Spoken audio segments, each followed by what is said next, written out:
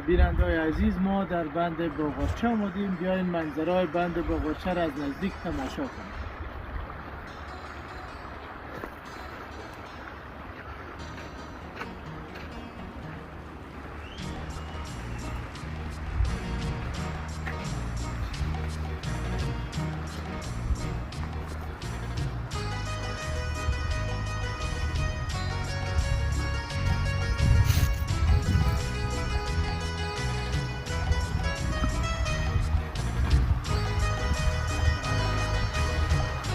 طوری که شما مشاهده می‌بینید چشمه آب روانه، یعنی آب برف.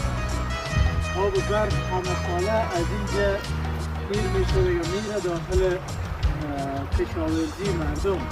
یعنی او برف همیشه جریان داره. این چشمه های هیچ وقت خشک نمیشه. مردم به ترتیب از خراب و کابل و